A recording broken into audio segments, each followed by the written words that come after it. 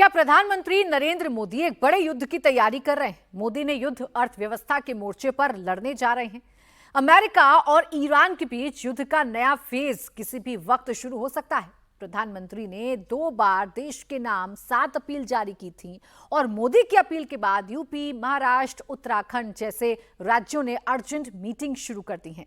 Online class और work from home पर चर्चा होने लगी है। डीजल और पेट्रोल के कम इस्तेमाल को लेकर भी चर्चा होने लगी है। और अगर कल युद्ध शुरू हो गया तो उसके बाद पैदा हुए हालात से निपटने के लिए मोदी की तैयारी कितनी तगड़ी है, इस रिपोर्ट में देखिए। कोरोना का संकट, कोरोना काल, कोविड काल, कोरोना के समय में नरेंद्र मोदी 48 घंटों से बार बार कोरोना की याद क्यों दिला रहे हैं? आगे क्या करने वाले हैं? क्या 2026 की दुनिया वापस घूम के 2019 में पहुंचने वाली है? क्या कोई बड़ी मुसीबत आने वाली है? 7 साल पहले वायरस वाला लॉकडाउन था जो छूने से फैल रहा था। इस टाइम युद्ध वाला वायरस है। 2026 में असली युद्ध है, असली गोली है, असली बम, असली गोला, असली बारूद है। 7 साल पहले दुनिया कोरोना की वजह से तबाह हुई थी और 7 साल बाद 2026 में दुनिया अमेरिका और ईरान के बीच हो रहे युद्ध के चक्कर में तबाह होने की कगार पर खड़ी है। मोदी इसीलिए बार बार कोरोना काल की याद दिला रहे हैं। युद्ध से पैदा होने वाले खतरे से देश को आगाह कर रहे हैं। दुनिया लगातार अस्थिर परिस्थितियों से गुजर रही है। पहले कोरोना का संकट, फिर वैश्विक आर्थिक चुनौतियां और अब पश्चिम एशिया में बढ़ता तनाव। अगर कोरोना महामारी इस सदी का सबसे बड़ा संकट थी तो पश्चिम एशिया में युद्ध से बनी परिस्थितियां इस दशक के बड़े संकटों में से एक है। हमें एकजुट होना होगा ताकि ये संकट किसी भी तरह हमारी प्रगति को, हमारे विकास को प्रभावित न करे। नरेंद्र मोदी पिछले 48 घंटों से जिस संकट का जिक्र कर रहे हैं, जिन शब्दों को बार बार रिपीट कर रहे हैं, वो सारे शब्द यानी आर्थिक संकट, शेयर बाजार, विदेश यात्रा, विदेशी मुद्रा, work from home, gold, public transport, Paschim Asia, Hindustan में कई घंटों से लगातार टॉप ट्रेंड कर रहे हैं।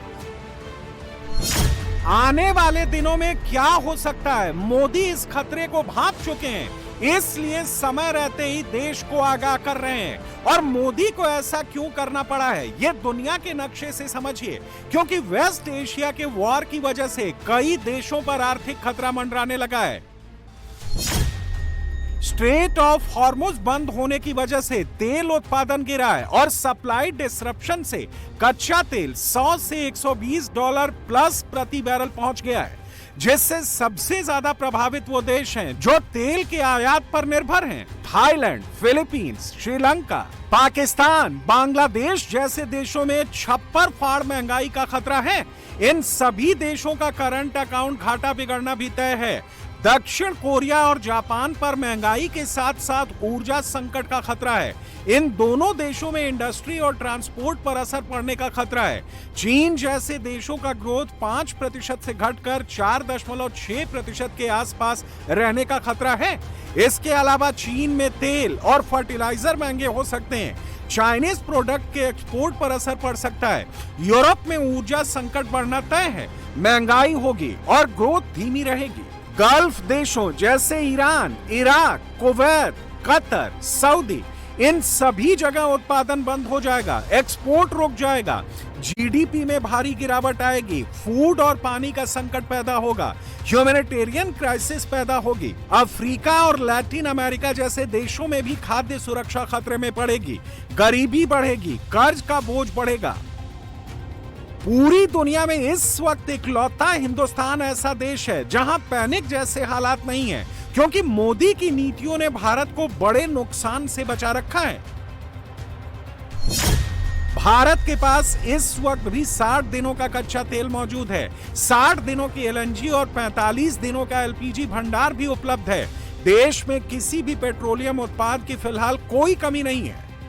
Uncertainty surrounding the supply disruptions on account of the closure of the Strait of Hormuz, a process that started on 28th February. We are now into 75th day of that.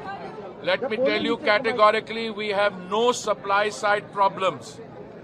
Today, the country has more than enough stocks of crude oil, LNG and LPG. When this crisis began, there were some concerns, but we converted the challenge into an opportunity. We have ramped up our domestic production of LPG, which used to be 36,000 metric tons per day. We have now taken it up to 54,000 metric tons per day. Today, I can tell you that the situation in the last 4 years, there has been no increase in prices. Today, we are in a situation, we don't know how long the blockades or counter blockades in the Strait of Hormuz will continue, but I can tell you categorically that today we are in a situation where, unlike other countries in the world, which have had to either face severe problems in terms of availability and supply, or where prices have gone up 50-60%, the Honorable Prime Minister's statement is very visionary. It looks to the future, that if this were to continue, we also have to look at what we can do in terms of lifestyle changes. We can overcome any international global challenge with great resilience. The world is going through a challenging time. The war in West Asia has certainly disrupted global trade and global investment flows. And in these trying times, India has a great opportunity to outshine others. Under Prime Minister Narendra Modi's leadership, I have no doubt in my mind, 1.4 billion Indians, 140 crore भारतवासी प्रधानमंत्री नरेंद्र मोदी जी के साथ खड़े हैं. We will all rally behind him to strengthen the Indian future. लेकिन नरेंद्र मोदी को यह भी पता है कि युद्ध का खतरा टला नहीं है, वो हर बीतते सेकंड के साथ बढ़ता जा रहा है. ट्रंप ने तो ईरान के साथ हुए सीज फायर पर यह तक कह दिया है कि वो अब वेंटिलेटर पर है. इससे साफ है कि मोदी भांप चुके हैं कि आने वाले दिनों में क्या होने वाला है. इसीलिए प्रधानमंत्री ने देश के नाम 7 संदेश जारी किए हैं. इस वक्त दुनिया में जैसे हालात हैं, वैसे हालात भारत में पैदा नहीं हुए हैं, लेकिन सावधानी बरतना और मुश्किल वक्त के लिए रेडी रहना, इसमें कोई बुराई भी नहीं है. रही बात दुनिया की, तो ऊर्जा बचाने और महंगाई से निपटने के लिए कौन सा देश क्या कर रहा है, ये भी देख लीजिए. थाईलैंड में एसी को 26 डिग्री सेंटीग्रेड पर सेट करने को कह दिया गया है. सूट की जगह शॉर्ट स्लीव्स पहनने के लिए कह दिया गया है, ताकि एसी कम चले. घर से काम और वीडियो कॉन्फ्रेंसिंग से मीटिंग्स हो रही हैं. कार पूलिंग की जा रही है. अनावश्यक यात्रा कम कर दी गई है. कुकिंग गैस की कीमत फ्रीज कर दी गई है. फिलीपींस ने सरकारी दफ्तरों में 4 दिन का वर्किंग वीक लागू कर रखा है. ऊर्जा इमरजेंसी घोषित कर दी है. एसी और अनावश्यक यात्रा पर पाबंदी लगा दी है. म्यांमार में ऑड इवन सिस्टम लागू हो रखा है. श्रीलंका में बीच सप्ताह में छुट्टी का ऐलान हो चुका है. क्यूआर कोड से फ्यूल राशनिंग यानी हर हफ्ते सीमित लीटर तेल दिया जा रहा है. स्कूल, कॉलेज और गैर जरूरी दफ्तर या तो बंद हैं या फिर ऑनलाइन कर दिए गए हैं. जापान और यूरोप ने स्ट्रेटेजिक तेल स्टॉक निकालना शुरू कर दिया है. वियतनाम में वर्क फ्रॉम होम, अनावश्यक यात्रा कम, पब्लिक ट्रांसपोर्ट को बढ़ावा दिया जा रहा है. मिस्र में दुकानें, रेस्टोरेंट रात 9 बजे बंद, स्ट्रीट लाइट्स कम कर दी गई हैं. इंटरनेशनल एनर्जी एजेंसी की 2026 energy crisis policy response tracker report बताती है कि पश्चिम एशिया के युद्ध की वजह से 82 देशों और देशों के समूहों ने ऊर्जा बचाने के लिए अलग अलग कदम उठाए हैं. इनमें तेल की खपत कम करना, गाड़ियों की स्पीड लिमिट लगाना, ईंधन राशनिंग करना और निजी गाड़ियों के इस्तेमाल पर पाबंदी जैसे उपाय शामिल हैं. 14 देशों ने वर्क फ्रॉम होम को बढ़ावा दिया है. 8 देशों ने एयर कंडीशनर का तापमान तय कर दिया है, जो 26 डिग्री के ऊपर नहीं चलेगा. 6 देशों ने स्कूल और यूनिवर्सिटी या तो बंद कर दिए हैं या उनके खुलने का समय कम कर दिया है।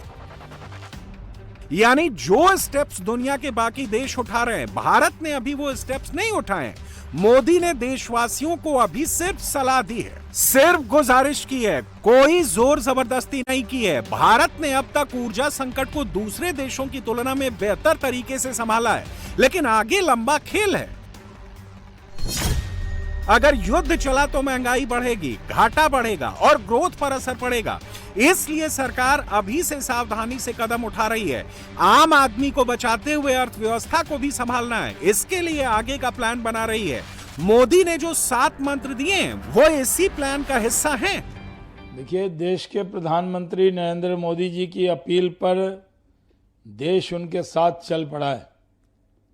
रोड पे गाड़ियां कम हो गई हैं, लोगों ने पेट्रोल डीजल बचाना शुरू कर दिया है, कार पुलिंग शुरू हो गई है और पूरी तरह से सोने की दुकान पर भी भीड़ खत्म हो गई है। प्रधानमंत्री जब अपील करते हैं, देश उसके साथ चलता है, क्यों प्रधानमंत्री एक सिर्फ प्रधानमंत्री नहीं है, बल्कि देश के अभिभावक, गार्जियन, देश के नेता हैं। वो जो आवाज देते हैं, उस आवाज के साथ देश चलने लगता है। प्रधानमंत्री जी की अपील ये देश हित में अपील है। हम सभी को प्रयास करना होगा। मैं ये मानता हूं कि एक दिन में सारा बदलाव नहीं हो सकता है, लेकिन सबने थोड़ा थोड़ा प्रयास किया तब भी बदलाव हो सकता है। हम लोग भी अपने अपने तरीके से इसमें क्या बदलाव कर सकते हैं। व्यक्तिगत रूप से देवेंद्र फडणवीस क्या बदलाव कर सकता है, शासन के रूप में महाराष्ट्र शासन क्या बदलाव कर सकता है और जनता को हम किस प्रकार से प्रेरित कर सकते हैं, ये पूरा प्रयास हम महाराष्ट्र में करेंगे। ये वैश्विक संकट कोई नरेंद्र मोदी जी के कारण थोड़ी ना आया है। ये वैश्विक संकट वहां आया है, पूरी दुनिया उस संकट के कारण चुनौती का सामना कर रही है, तो भारत भी कर रहा है। और हमारे भारत के अंदर इतनी सामर्थ्य है। मोदी जी ने जो अपील की है देशवासियों से, देश उस दिशा में चल रहा है। हम उत्तराखंड में भी अपनी एडवाइजरी बना रहे हैं, जारी कर रहे हैं। अधिक से अधिक हम ईंधन बचाने के लिए, उर्वरक बचाने के लिए जो हमारे अन्य विकल्प हो सकते हैं, उन सभी विकल्पों पर हम काम कर रहे हैं। और मुझे लगता है कि पूरे भारतवासी, चूंकि मोदी जी के अपील का ही असर था कि कोरोना महामारी में लोगों ने उसको माना और हमारा देश उस वैश्विक संकट से उभरा, तो ऐसे समय में भी पूरा देश एक होकर जो है इस संकट को भी, इस चुनौती को भी पार करेगा। अमेरिका जो खुद जिसकी तेल उत्पादन की क्षमता बहुत ही बड़ी है, वहां भी वहां के उपभोक्ताओं को बढ़ी हुई कीमतों पर भुगतान करना पड़ रहा है। और यूरोपीय यूनियन से लेकर दुनिया के तमाम मुल्कों, और चाहे वो हमारे पड़ोसी देश पाकिस्तान का सवाल हो, जिस तरह की पेट्रोलियम पदार्थों के मूल्यों में वृद्धि दर्ज हुई है और जो मुश्किलें जिस तरह से बढ़ती जा रही हैं, भारत सरकार, या यूं कहना चाहिए कि प्रधानमंत्री नरेंद्र मोदी जी की यशस्वी नेतृत्व में देश ने आम लोगों को कठिनाइयों का सामना नहीं करने की स्थिति उत्पन्न होने दी। अगर हम नियंत्रित तरीके से और संयम के साथ सोने की खरीदारी का सवाल हो, विदेश यात्राओं का सवाल हो, जो पेट्रोलियम पदार्थों का फिजूल खर्ची है, ये कुछ ऐसे क्षेत्र हैं जहां फॉरेक्स का बड़ा हिस्सा आयात में जाता है। तो ये जरूर, कौन क्या कहता है उसे महत्वपूर्ण है कि हमारी विवेकशील जो जनता है उसे धैर्य के साथ इस मुश्किल का सामना करने के लिए खुद को तैयार करना चाहिए और देश की मदद करनी चाहिए। यानी एक ऐसा वक्त जब मोदी देश को भविष्य के संकट से सावधान कर रहे हैं, उस वक्त मोदी विरोधी पैनिक क्रिएट कर रहे हैं, पोस्टरबाजी कर रहे हैं। मोदी नाकाम हो गए हैं। मोदी ने देश का बुरा हाल कर दिया। कांग्रेस का इकोसिस्टम अपनी टाइमलाइन पर ऐसे ऐसे नैरेटिव बना रहा है। राहुल हो, तेजस्वी हो, अखिलेश हो, सुप्रिया सुले हो या फिर इंडिया अलायंस से जुड़ा कोई और नेता, हर कोई इस ग्लोबल क्राइसिस के बीच मोदी को घेरने वाले स्क्रिप्ट पर काम कर रहा है। मोदी की अपील को एक दूसरा नैरेटिव देकर देश के लोगों के बीच परोस रहा है। दरअसल इस इकोसिस्टम का सिंगल पॉइंट एजेंडा ही यही है कि किसी तरह ग्लोबल क्राइसिस के बीच मोदी की कोशिशों को नाकाम कर दो। देश के लोगों की नजरों में मोदी को बदनाम कर दो। ये अपील नहीं है, ये पतन का अपना ऐलान किया है। जो संकट बता रहे हैं, संकट तो बीजेपी खुद है। सत्ता में कौन लोग हैं? बीजेपी खुद है। जो लोग अपनी अर्थव्यवस्था का दावा करते थे कि हम दुनिया में ये अर्थव्यवस्था बन गए, तो आज अर्थव्यवस्था क्यों गड़बड़ा गई? क्यों अर्थव्यवस्था पटरी से उतर गई? क्यों अर्थव्यवस्था लड़खड़ा गई है? और फिर किसान की आय दोगुनी होना, प्रति व्यक्ति आय कितनी बताते थे? प्रधानमंत्री जी चिंता कर रहे हैं, खुशी होती है, लेकिन ये चिंता फरवरी के आखिरी हफ्ते में हो जानी चाहिए थी। सबको पता था, इकोनॉमिस्ट को छोड़िए, ऑर्डिनरी सिटीजन्स को पता था, लेकिन 5 राज्यों के चुनाव थे। त्याग का पर्व तो मतदान के पर्व के बाद आएगा, तो त्याग के पर्व के बारे में बीते 48 घंटे में बोला जा रहा है। इसलिए चिंता ये होती है कि ये जो एक कालखंड में अचानक से प्रधानमंत्री जी को लगता है कि वो देश के प्रधानमंत्री हैं, ये निरंतर भावना रहनी चाहिए। और अपने पार्टी के अपने मंत्रियों से भी आग्रह करें कि जितनी सलाह आपने दी है उसको सिर्फ फोटो के लिए इस्तेमाल ना करें। आज प्रधानमंत्री क्यों कह रहे कि सोना मत खरीदिए, तो बहुत एक डर का माहौल भारत में हो रहा है और लोग पैनिक मोड में है कि क्या हो रहा है। एकदम से प्रधानमंत्री कह रहे हैं कि पेट्रोल डीजल का आप कम उपयोग करिए। वो एक बहुत बड़ी बात है, क्योंकि इतने दिन सब इलेक्शन का माहौल अनेक राज्यों में चल रहा था। ये ऐसे होगा और ऐसे हो सकता है। 1.5 साल से हम सब इंडिया अलायंस के जो घटक पक्ष है, हम कहते आ रहे हैं कि भैया सोचिए दुनिया में क्या चल रहा है, इकोनॉमी क्या चल रही है, क्या परिस्थिति है। और राहुल जी, प्रियंका जी, अखिलेश भैया, सबके अगर आप, स्टैलिन जी, आप उनके सब, और मेरे खुद के अगर आप पार्लियामेंट के सब भाषण 1-1.5 साल के लिए इकोनॉमिक क्राइसिस के बारे में हम सब कहते आ रहे हैं। पूरा देश इस वक्त सदमे में है। अगर आपने इतने कठोर कदम उठाने के लिए कहा है तो इसका मतलब अर्थव्यवस्था का काफ़ी ज़्यादा बुरा हाल है, और यह आने वाले समय में और भी ज़्यादा बुरा हाल होने का अंदेशा है। देश ये जानना चाहता है कि हम कहाँ खड़े हैं, पता तो चले कि अर्थव्यवस्था कहाँ खड़ी है। केवल आदेश भर दे देने से तो काम नहीं चलेगा ना। मगर जो दावा विरोधी कर रहे हैं, क्या सच में वैसा ही है, या फिर मोदी के दुश्मन साफ साफ झूठ बोलकर जनता को गुमराह करने की कोशिश कर रहे हैं, मोदी के खिलाफ लोगों को भड़काने वाले स्क्रिप्ट लिख रहे हैं? चलिए कुछ फैक्ट्स आपको दिखाते हैं। भारत का करंट अकाउंट घाटा यानी सीएडी साल 2012 में यूपीए के वक्त 4.8% तक चला गया था, जब दुनिया भर में आर्थिक तूफान चल रहा था। उसके बाद कई बड़े झटके आए, लेकिन मोदी सरकार के समय औसत सीएडी सिर्फ -1.1% रहा, जबकि यूपीए के समय ये -2.2% का औसत था। यानी मोदी की सरकार में भारत की स्थिति सुधरी है, खराब नहीं हुई है।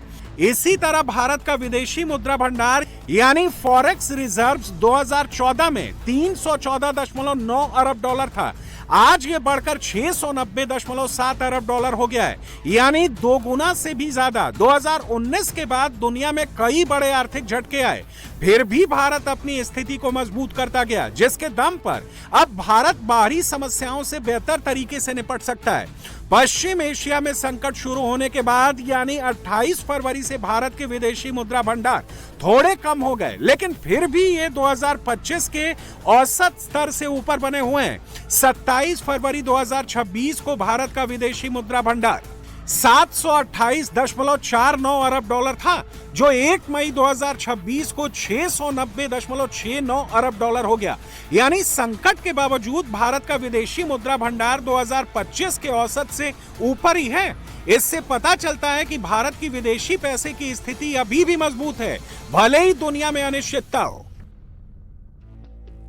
यानी विपक्ष चाहे कितना भी शोर मचाए, इस फैक्ट से इनकार नहीं किया जा सकता कि 2014 के बाद से लेकर अब तक जब जब दुनिया में युद्ध जैसे हालात पैदा हुए हैं या फिर कोई और क्राइसिस आई है, उसका सबसे कम असर हिंदुस्तान पर पड़ा है। और ये इसलिए मुमकिन हुआ है क्योंकि मोदी ने खुद फ्रंट से लीड किया है, देश से कुछ छुपाया नहीं, हर चुनौती को हेड ऑन लिया है। कांग्रेस ने एक बड़ा बवाल बनाया।